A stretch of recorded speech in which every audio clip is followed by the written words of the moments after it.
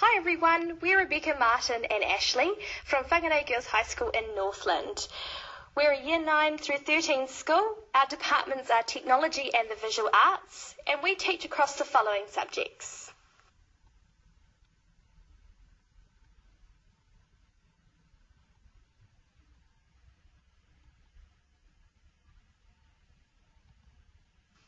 At Whangarei Girls High School, we currently teach individualised programs of work at most levels in our respective departments. This works well with students achieving outstanding results with NZQA, a high level of creativity and excellent student buy-in to the context. However, we have noticed and are somewhat concerned that our students are focusing too much on the individual and not enough collaboration that collab and communal 20th century skills. We feel that our main focus will be to improve and introduce a collaborative tool into our classrooms.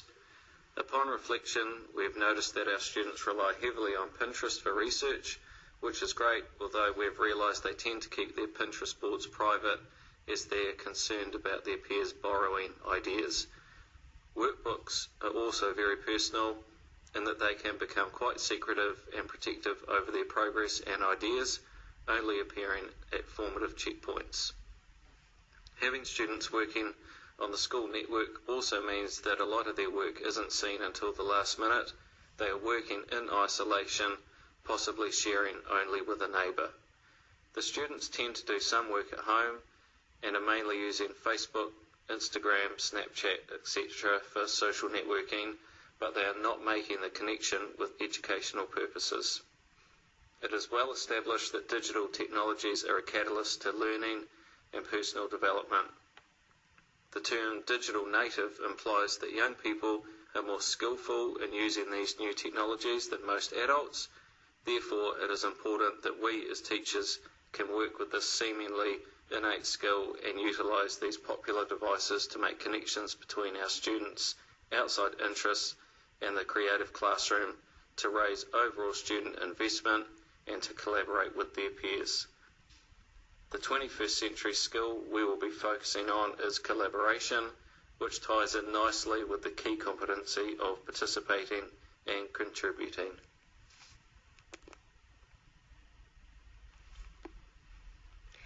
In traditional schooling in most countries, students do their own work and receive their own grades. This model does not prepare them well for the workplace, where they are likely to work on teams with others to accomplish tasks that are too complex for individuals to do on their own. In today's interconnected world of business, real project work requires collaboration across companies or with people from different parts of the world. This type of work requires strong collaboration skills to work productively on a team and to integrate individual expertise and ideas in a coherent solution. The plan: to design a digital and collaborative space for students and teachers to share and critique work. Students can become too easily engrossed with their own devices, and while they are comfortable networking through social media, there is a distinct lack of communication with their peers when it comes to their own progress. We note that while students are more than capable of using a range of tools to collect their ideas, students were less willing to share their ideas by the same token. We intend to introduce our students to a collaborative workspace. We will set the expectation that students will upload work to the collaborative space, where they will critique and share ideas on their peers' work. Students will need support and guidance in giving constructive and useful peer feedback, and as David Tinapple said, receiving feedback on creative work from a group of peers is not always easy and not always comfortable. He also said that students benefit from hearing varied criticism from a diverse group, each with a unique perspective. We have looked at the possibilities of the following platforms.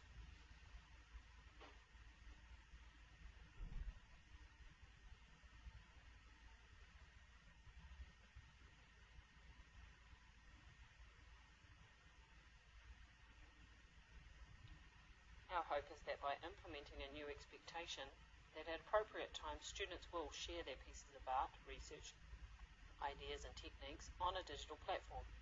Here students will engage with others and increase their ability to contribute meaningful ideas, relate to other contexts and open the lines of communication within a classroom full of students on their own devices. So why edmodo? It's free. Many of the cloud-based options out there charge a fee per active user or charges a fee for add-ons and new features. Edmodo remains completely free. It provides a secure environment. The classrooms are completely teacher-controlled, which means teachers can manage students' passwords, delete inappropriate posts from students, or even make the classroom read-only. It's user-friendly. Setup takes a matter of minutes and is very user-friendly. The design and layout are similar to Facebook, which makes it intuitive and relatable. It has awesome features. You can post images, text, polls, videos, links, quizzes, and assignments all directly through Edmodo. It has a calendar feature so students can keep track of due dates and major events, and it has a digital backpack for unlimited storage of files, documents, photos, etc. It's mobile friendly. Edmodo has free apps for Android and Apple products, which means students can check it on the fly on their closest device.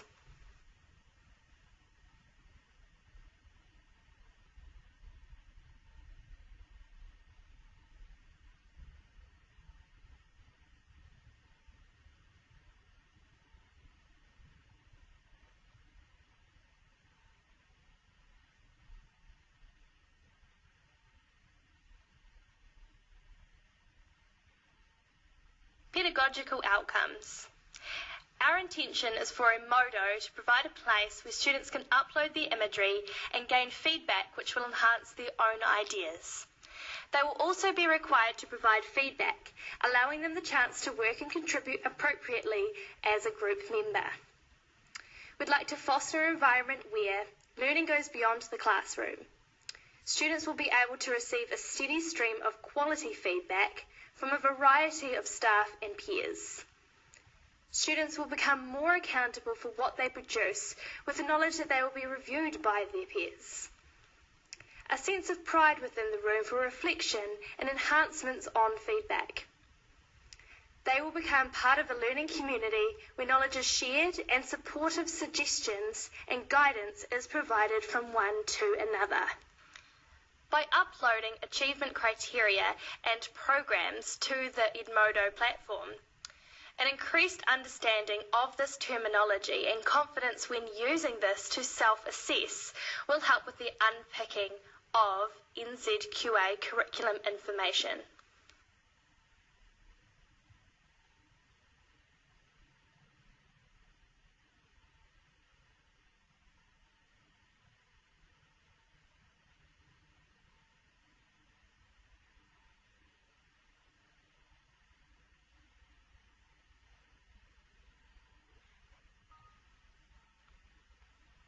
Upon reflection of our plan, we have identified the following areas that will need to be considered for successful implementation.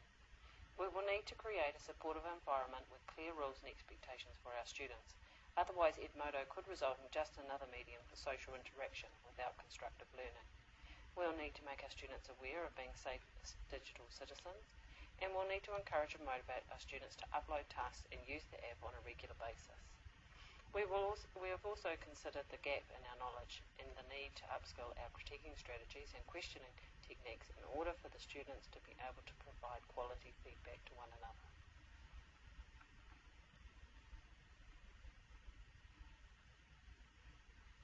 With this new collaborative tool, we aim to bring together new technology, various critiquing strategies, and subject knowledge to be in the middle of the TPAC theory.